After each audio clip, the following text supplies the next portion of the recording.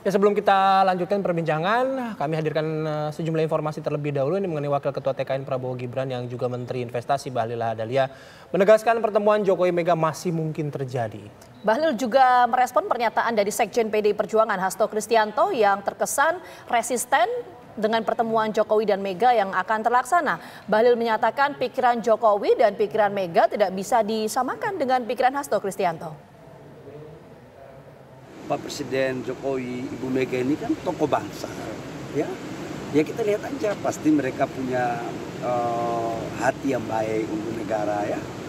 Tidak perlu kita merasa gerasa gerusu, pastilah dua tokoh ini kan dan mereka kan bersahabat, ya pasti mempunyai jiwa kenegarawan yang baik. Kita lihat aja. Tapi kemarin Mas Hasto terkesan resisten Pak dengan wacana pertemuan Pak Presiden dengan itu urusan pikiran Ibu Mega sama pikiran Pak Presiden nggak bisa disamakan dengan pikiran Pak Hasto. Ya, Ibu Mega itu presiden tokoh besar, Pak Jokowi juga presiden. Masa mau disamain dengan pemikiran yang orang nggak pernah jadi presiden? Kemarin Pak Budiari bilang sebenarnya presiden relax itu, bisa aja mau ketemu. Tapi ada harapan nggak sih dari presiden untuk ketemu Bu Mega? Iya, Pak Presiden kan setiap warga negara boleh saja. Tapi presiden mau nggak?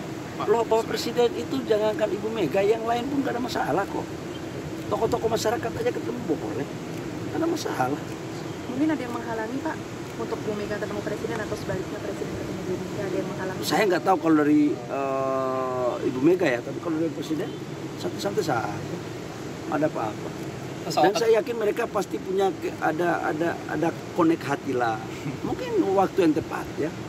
Oke, kita lanjut kembali perbincangan. Saya langsung ke Mas Handoko. Mas Handoko merespon tadi apa yang disampaikan oleh Mas Arya, ada kekecewaan dari PDIP.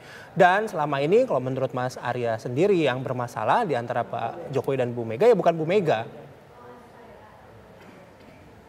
Nah, jadi begini, sebenarnya narasi-narasi Pak Jokowi meninggalkan PDI, perjuangan atau pengkhianatan segala macam, saya pikir itu terlalu berlebihan ya. Karena semua rakyat juga tahu bagaimana proses Pak Jokowi dalam rentang waktu yang lama mengupayakan bagaimana pasangan capres itu menurut perhitungan dan kalkulasi Pak Jokowi. Hanya kemudian kan yang terjadi di endingnya adalah pilihannya tidak sama, itu saja. Pilihan dari Pak Jokowi dan Bu Mega tidak sama. Nah, kemudian inilah yang kemudian yang kita bisa lihat dengan sendiri, semua orang bisa melihat bagaimana kemudian serangan kepada Pak Jokowi begitu gentar selama proses pilpres. Nah, Pak Jokowi sendiri, saya pikir seorang negarawan yang tidak perlu kita ragukan. Apapun yang terbaik buat bangsa dan negara ini pasti beliau lakukan. Okay. Nah, perkara kemudian muncul apa yang disampaikan oleh Mas Arya tadi misalnya tentang politisasi silaturahmi, politisasi lebaran itu ya muncul karena memang gara-gara ada respon ketika muncul pernyataan dari Sekjen PDI Perjuangan yang seolah-olah kemudian menjadi penghalang merintangi jalan bagi pertemuan itu terjadi, sementara kita semua berpikir bahwa pertemuan itu baik-baik saja, silakan terjadi Pak. Ya. Selama ini tidak ada masalah Pak Jokowi bertemu dengan siapapun dalam Mas konteks Handoko. untuk Mas Handoko. Jadi menurut Mas Handoko, gitu. yang merintangi ini siapa? Pihak mana yang merintangi yang tidak ingin ada pertemuan antara Pak Jokowi dan Bu Megawati? Nah, yang tadi yang ngasih syarat dong, ya kan? Kan ini muncul polemik ketika muncul loh, kenapa Pak Jokowi mau bertemu Bu Mega aja harus ada syarat-syarat seperti itu, syarat-syarat yang sangat terkesan merendahkan, ya kan? Syarat-syarat yang terlalu mengada-ada.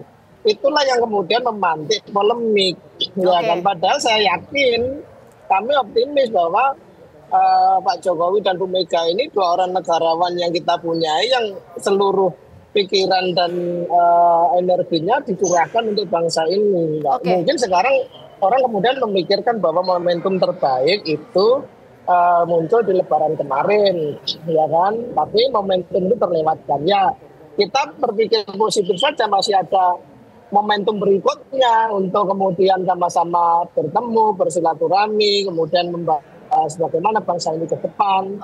Apakah itu mungkin setelah MK mengumumkan hasil sidangnya sehingga kemudian inkrah pasangan Oke, Mas capres Handoko. cawapres Prabowo Gibran ini kemudian sudah disahkan, itu mungkin muncul Oke, momentum itu tadi lagi. disampaikan Mas Handoko bahwa pernyataan dari Sekjen semua PDI itu Perjuangan Mas bisa Hasto itu terjadi ya. dan membawa bangsa ini ke arah yang lebih baik. Gitu. Oke, kita menuju ke Mas Arya. Mas Arya, kalau tadi Mas Handoko menyampaikan pernyataan dari Sekjen PDI Perjuangan Mas Hasto itulah yang kemudian menjadi yang merintangi pertemuan antara keduanya. Gimana itu, Mas Arya? Bener nggak? Halo? Halo Mas Arya, bisa mendengar suara kami? Ya, bisa. Oke, Halo? perlu diulang pertanyaannya? Ya, diulang, Mas. Nggak putus tadi. Oke, saya ulangi pertanyaannya. Tadi Mas Handoko menyampaikan bahwa pernyataan dari Sekjen PD Perjuangan, Hasto Kristianto itu yang kemudian menjadi atau yang merintangi pertemuan antara Bu Mega dan juga Pak Jokowi. Itu betul nggak, Mas Arya? Nah, ya itu. Ini sebenarnya mau ketemu nggak gitu ya. Kalau dari posisi ibu tadi saya ceritakan, ya kan. Kalau dari posisi ibu, saya kok melihat ini sesuatu yang saya sebut pelik, ya.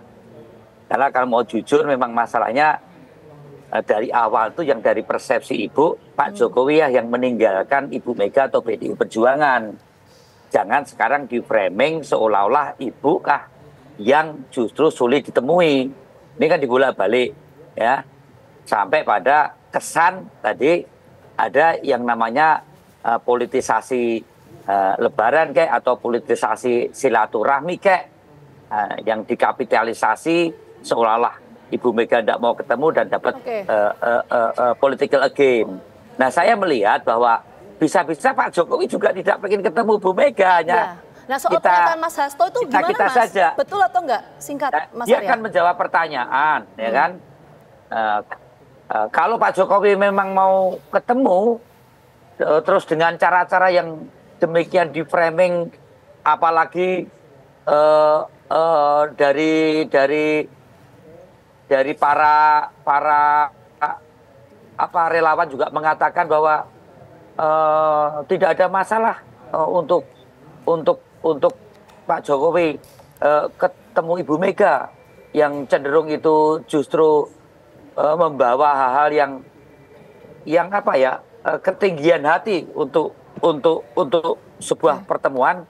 Saya kira tidak akan bakal bisa ketemu. Saya melihat bahwa sekarang ini sebaiknya cara-cara untuk membuat kerangka atau memframing untuk Bu Mega ketemu itu pasti tidak akan mampu, karena prinsip-prinsip yang Ibu Mega pegang itu adalah nilai dalam berbangsa bernegara ini, mana yang mendasar, mana yang tidak mendasar, itu terlihat, ya. Ibu Mega orang yang tidak bisa ditekan, dirayu, diiming-imingin, ya. Dengan berbagai hal, apalagi terkait dengan hal yang menyangkut kekuasaan, beliau sangat teguh dalam hal itu, walaupun beliau juga luas untuk membangun suatu komunikasi politik dengan siapapun. Jadi menurut saya kalau memang Pak Jokowi mau ketemu, ya, bagusnya lewat berbagai diplomasi dan berbicara dulu dengan orang-orang di sekitar Ibu tentang hal yang positif buat bangsa ini ke depan. Baik. Bukan justru cara-cara semacam justru memojokkan, memframing Ibu seolah-olah menjadi orang yang tidak mau ketemu dengan Pak Jokowi, dan Pak Jokowi menjadi orang yang bersahaja dengan ketemu siapapun tanpa mengabaikan berbagai peristiwa yang ada. Disampaikan Mas Arya ini menarik, mau kita dalami, tapi sayang sekali waktunya terbatas. Sekali lagi terima kasih banyak Mas Arya dan juga Mas Handoko atas waktunya. Mudah-mudahan setelah ini kita pantau juga apakah akan ada komunikasi lanjutan antara kedua belah pihak. Nanti kita akan pantau, nanti kita hadirkan kembali di Kabar Petang. Sekali lagi Mas Arya terima kasih, Mas Handoko terima kasih waktunya.